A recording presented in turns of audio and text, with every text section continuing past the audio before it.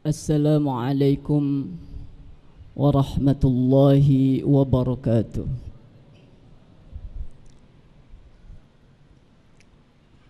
Alhamdulillahi ala taufiq. Allahumma salli wa sallim wa barik ala sayyidina Muhammadin adad ar-ramlir raqiq, salatan tarzuquna biha min ahli taufiq wa tuballighuna bihal hudura ila baitil atiq wa ziyarata qabrihi sallallahu alaihi wa alihi wa sahbihi wa sallam wa qabri Abi Bakrin as-Siddiq wa ala alihi wa sahbihi ajma'in. Amma ba'd. Faqad qala Allah ta'ala fi kitabihil karim, أعوذ بالله من الشيطان الرجيم يا أيها الذين آمنوا كتب عليكم الصيام كما كتب على الذين من قبلكم لعلكم تتقون. وقال رسول الله صلى الله عليه وسلم من قام رمضان إيمانا واحتسابا غفر له ما تقدم من ذنبه. صدق الله وصدق رسول الله. Para jemaah salat Isya dan Tarawih Masjid Jakarta Islamic Center yang mudah-mudahan dirahmati Allah.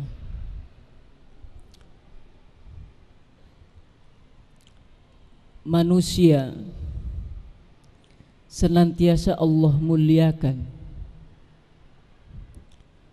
Bahkan pada proses penciptaan awalnya, ketika Allah hendak menjadikan manusia pertama kali,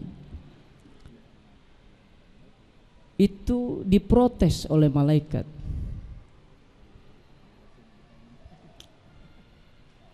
Namun Allah dengan iradahnya, Allah dengan kehendaknya berkehendak menciptakan apapun. Setelah Allah menciptakan makhluk yang paling taat, setelah Allah menciptakan makhluk yang senantiasa tidak pernah melanggar perintah Allah, setelah Allah menciptakan makhluk yang senantiasa bertasbih mensucikan Allah, dan setelah Allah berkehendak menciptakan makhluk yang paling durhaka kepada Allah, maka Allah berkehendak menciptakan makhluk yang berada di tengah-tengah. Di tengah-tengah antara makhluk yang paling taat dan di tengah dengan antara makhluk yang paling durhaka kepada Allah.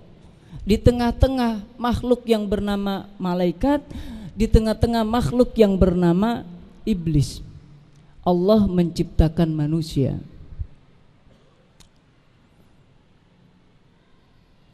Bahkan Allah telah menyempurnakan proses penciptaannya.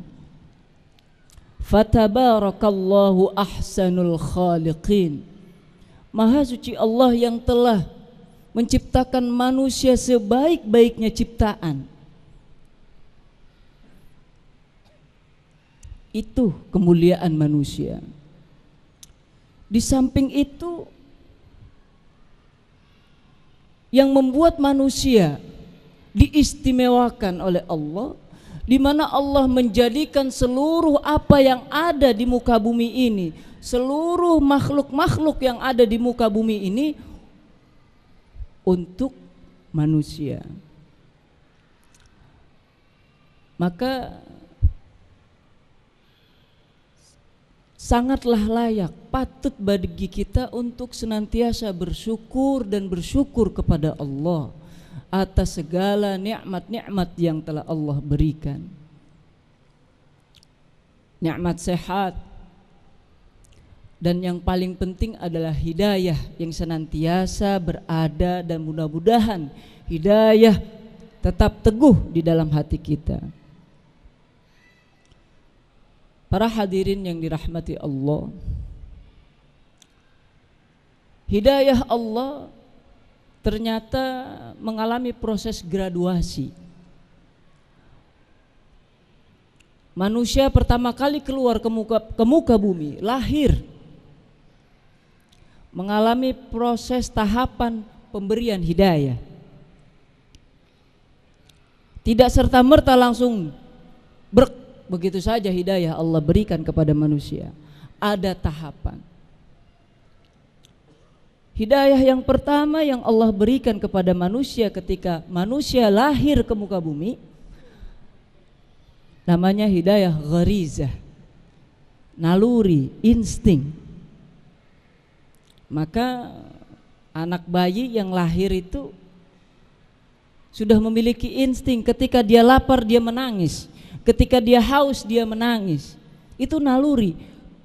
Bahkan ketika dia lahir tidak perlu diajarin oleh bapaknya untuk nyusu kepada ibunya, karena sudah insting, sudah naluri yang Allah berikan, hidayah gharizah.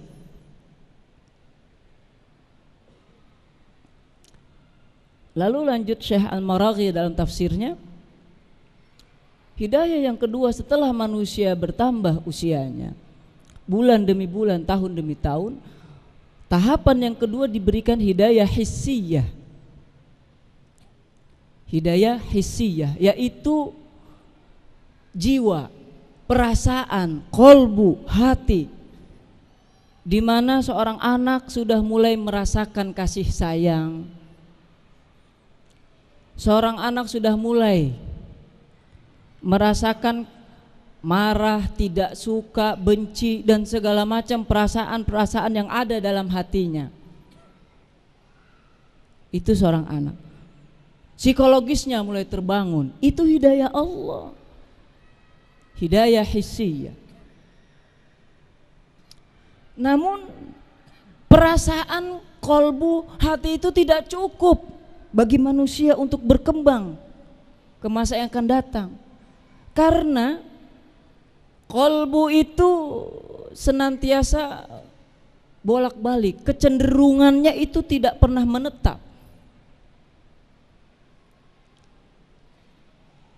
Relativitas berlaku pada hukum kolbu. Kadang hati kita cenderung ke arah kanan, kadang hati kita cenderung ke arah kiri, kadang hati kita cenderung ke depan, kadang hati kita cenderung ke belakang. Bahkan mungkin ada istilah ketika cinta itu buta, tidak memandang apapun, karena itu hati.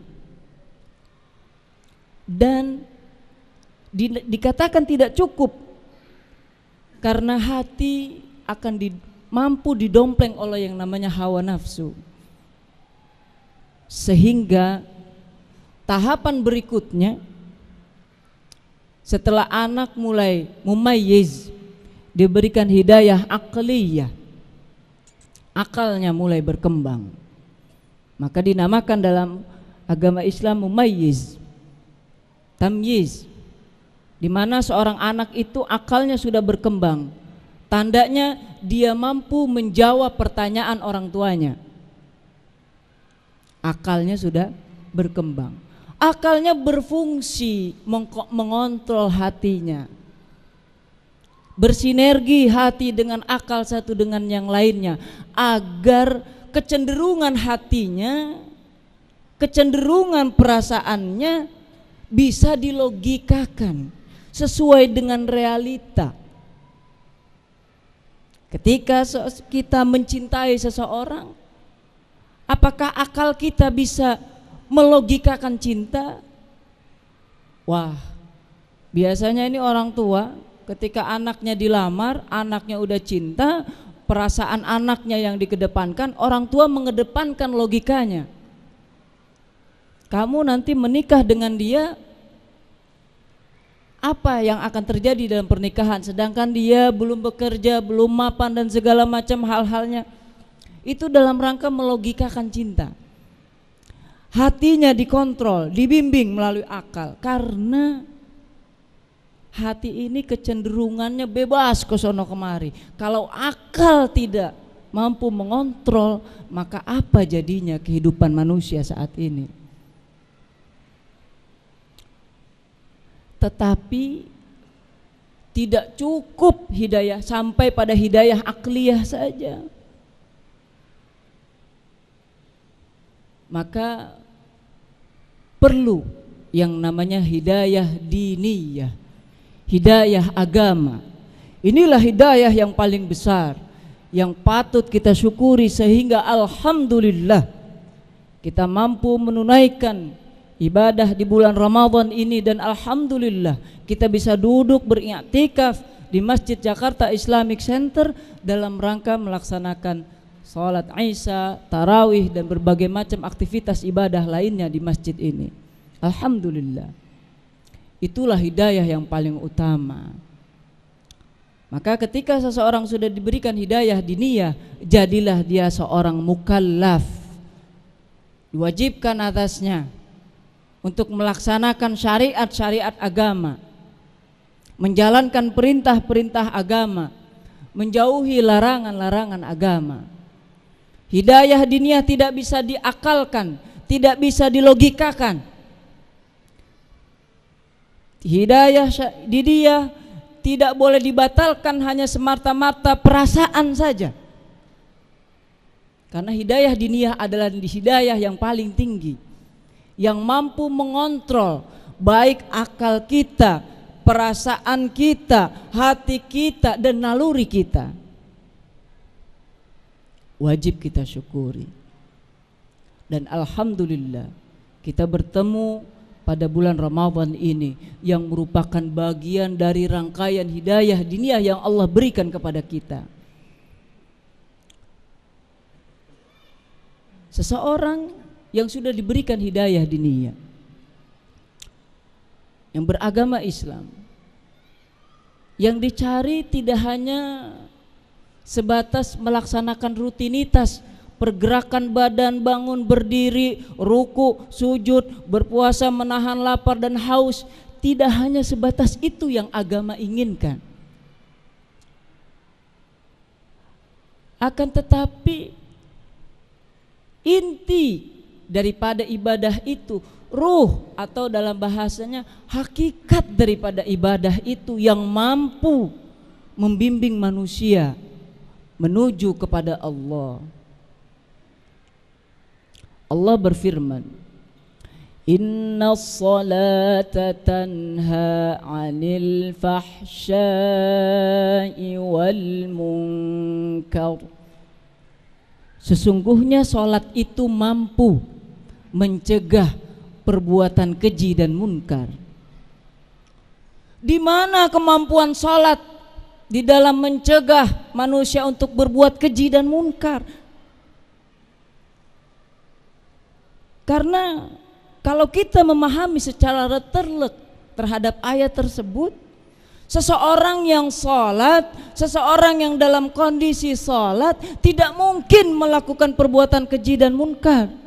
Seseorang yang sedang dalam kondisi takbiratul ihram tidak mungkin berbohong. Seseorang yang sedang melaksanakan sholat tarawih tidak mungkin mencopet, karena dalam kondisi sholat.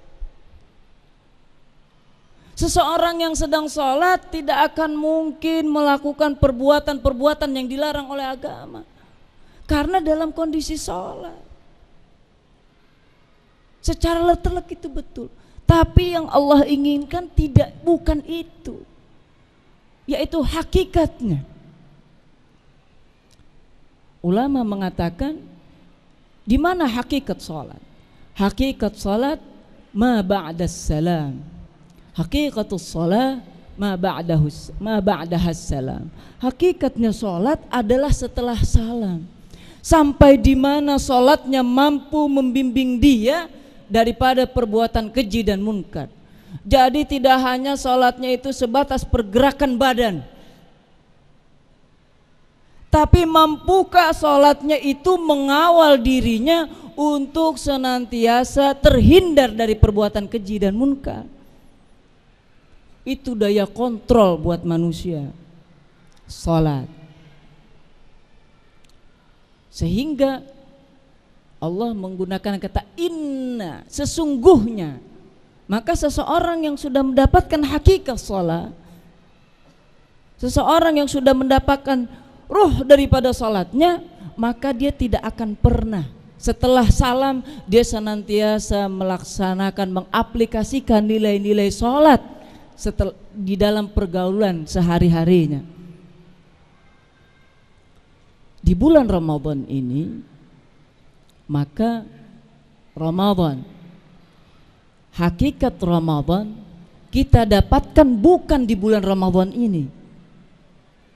Hakikat Ramadan akan kita peroleh, hakikat Ramadan di bulan ini pada 11 bulan setelahnya. Sebuah analogi yang gampang. Orang yang pergi haji, gelar mabrurnya haji diperoleh di mana? Apakah masih di Mekah ataukah setelah pulang ke tanah airnya?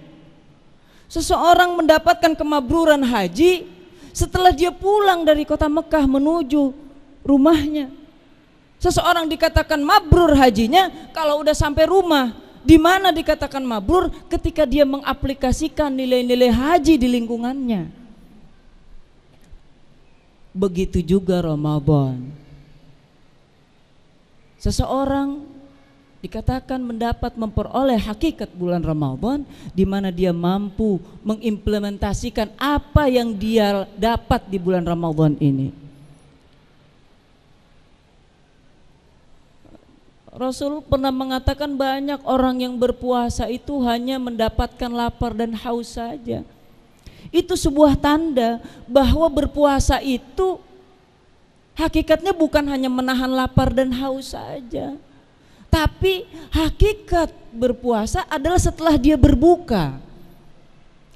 Berpuasa kita diajarkan untuk tidak marah. Betul? Mampukah kita setelah kita berbuka untuk menahan amarah kita? Kalau siang hari ada yang mencemooh kita, apa lu? Gitu kan? Ada yang menjelekan kita, ada yang memancing emosi kita.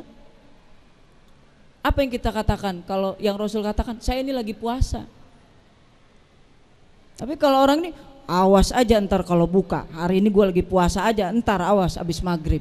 Apakah itu mendapatkan hakikat puasa? Orang yang berpuasa diajarkan untuk bersabar. Ketika kita dalam kondisi berpuasa, kita mampu bersabar menunggu datangnya waktu maghrib untuk makan dan minum. Tapi mampukah kita setelah berbuka menahan, mengaplikasikan sabar itu?